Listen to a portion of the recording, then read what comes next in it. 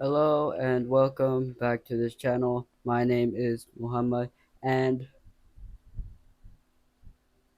you know, I think it's the August 30th, which is the day before August 31st, which is Independence Day for Malaysia. And I was gonna do this yesterday, but I forgot.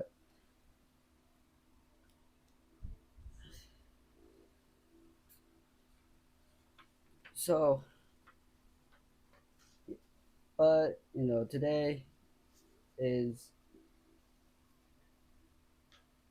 well, there's actually no better day to talk about this now than today. So I'm just gonna get started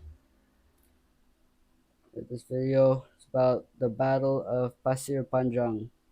This battle was the final phase for the Japanese invasion of Singapore, which took place between 13th and 15th February 1942. The battle initiated upon the advancement of elite Imperial Japanese forces towards Panjang Ridge.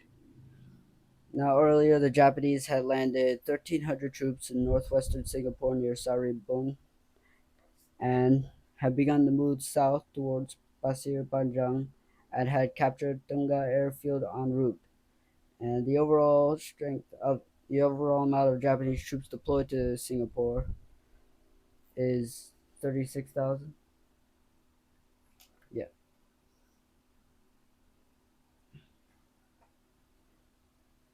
The first Malay, now in preparation, the first Malay Infantry Brigade with the British Second Loyal Regiment was under the command of Lieutenant Colonel Mordaunt Earlington, along with the First Malay Regiment commanded by Lieutenant Colonel J.R.G. Andre, were tasked with defending the approach to Pasir Panjang Ridge, known as the Gap, while the 44th Indian Brigade were positioned on their right flank. Mean were positioned on the right flank.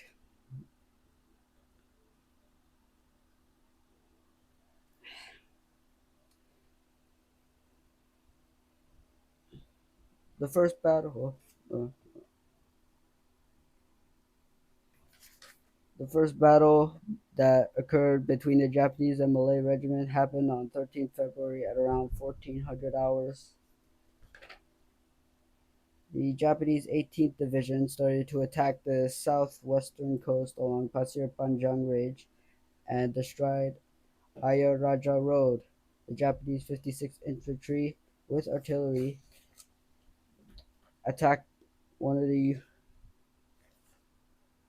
attacked the ridge.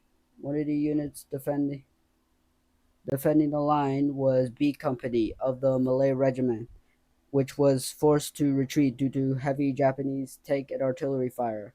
However, before the retreat could be completed, the Japanese broke through B Company's position, and while some did manage to save themselves, others were unfortunately captured.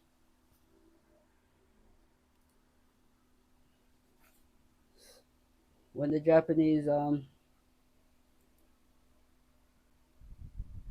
when the when the Japanese broke through, the the troops fought in hand-to-hand combat using bayonet. Malay troops were forced into hand-to-hand combat with the Japanese using bayonets against them.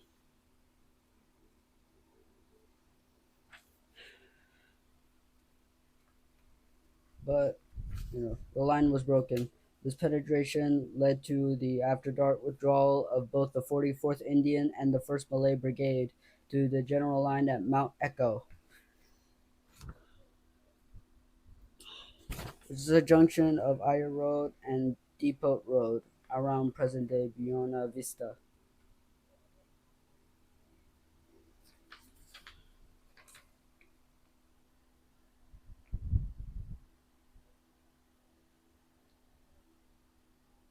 On 14th February, the Japanese again launched a large scale attack at 830 hours with heavy support from mortar and artillery fire.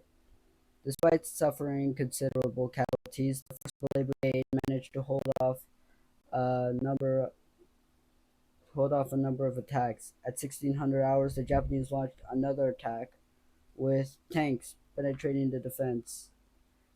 Due to the withdrawal of the First Malay Brigade, the C Company of the Malay Brigade was of the Malay Regiment, I think, was told to hold Bukit Chandu. Bukit Chandu, meaning Opium Hill in Malay, was named after an opium processing factory located at the foot of the hill.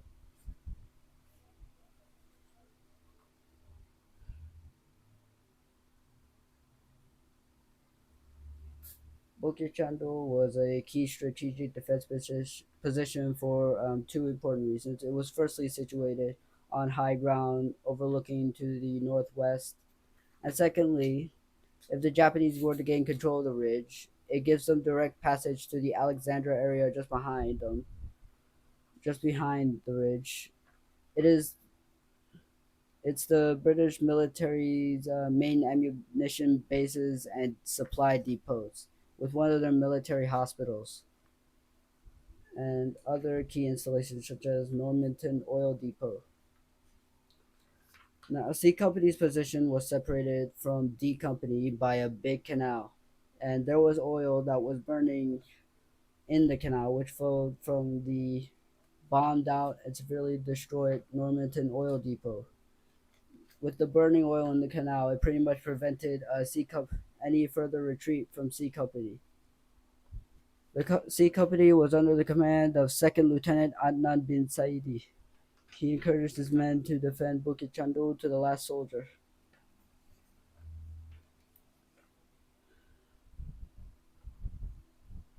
Japanese first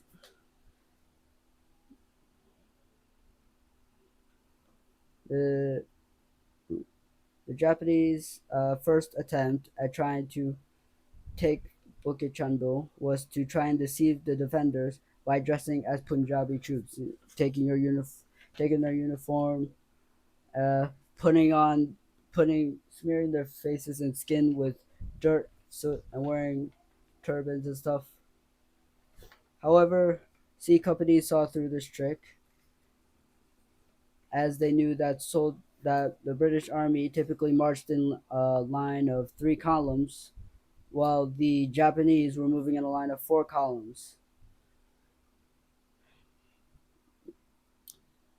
When the when the Japanese reached the Malay Regiment's defensive line, C Company's troops opened fire, killing 22 disguised Japanese soldiers and wounding many others. Those who survived managed to escape downhill back to friendly lines.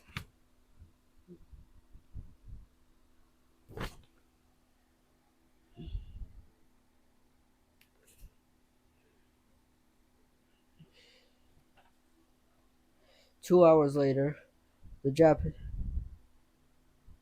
the Japanese would launch an all-out banzai charge in great numbers in an attempt to wipe out the Malay troops through their sheer numbers alone.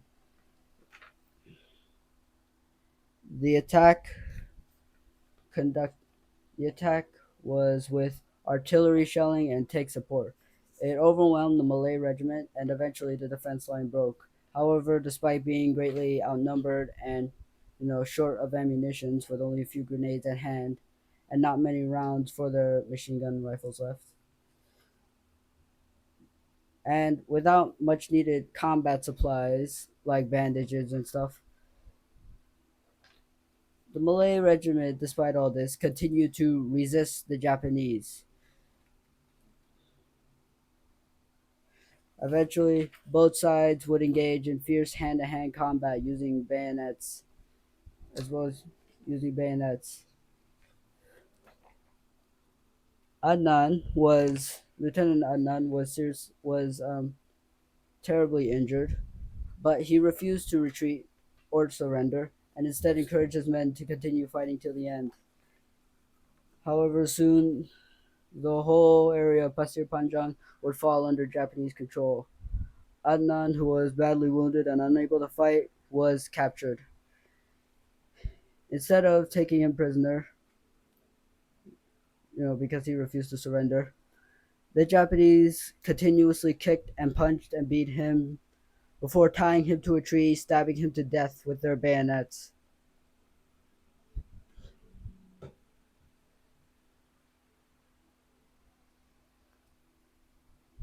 The casualties during the entire Malayan campaign, but mostly from 13 to 15 February in 1942 in Singapore, the Malay Regiment suffered a total of 159 killed. Six of them were British officers, seven Malay officers, 146 other ranks, and a large but unspecified number of wounded. About 600 surviving Malay Regiment soldiers reassembled in Keppel Gulf Link area. Here, they were separated from the British officers and later joined prisoners of war from the British Indian Army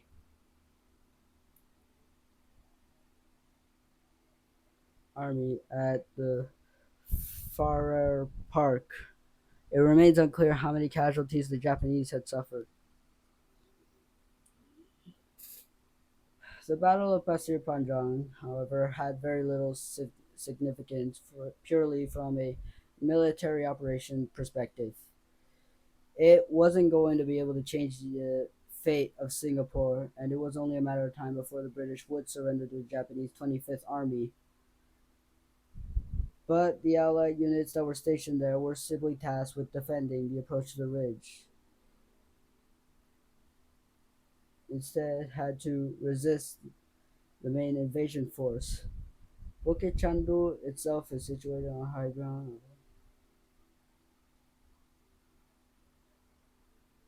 Yeah.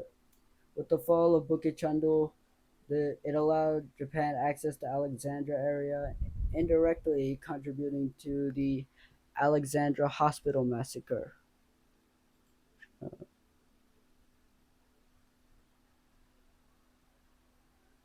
Nearly 85,000 British Indian Commonwealth troops were captured in addition to losses to doesn't have killed. Okay, that's enough.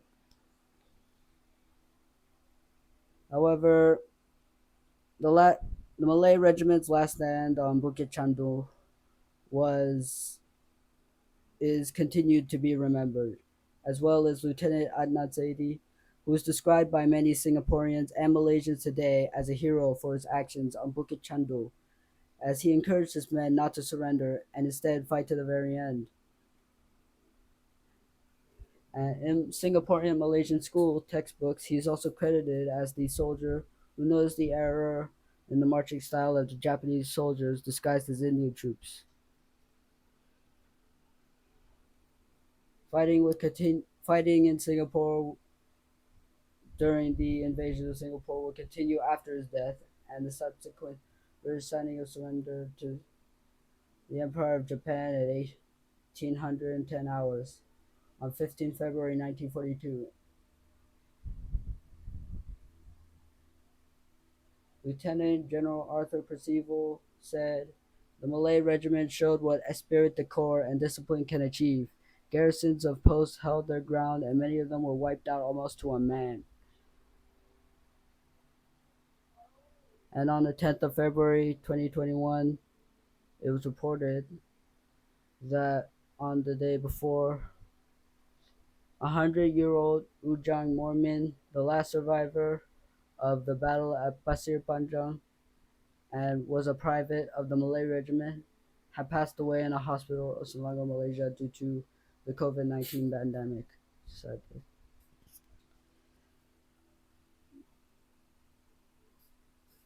The battle,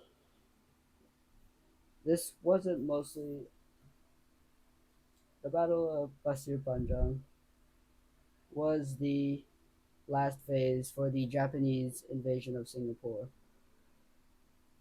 But during the Battle of Pasir Panjang was also the Malay Regiment's last stand of was the Malay Regiment's last stand in Bukit Chandu, and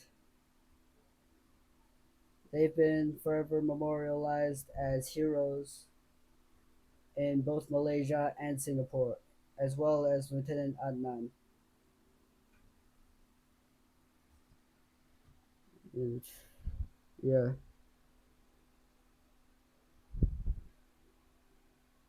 and I think that's all I have to say for today's video. So thanks for watching if you're still watching, and goodbye.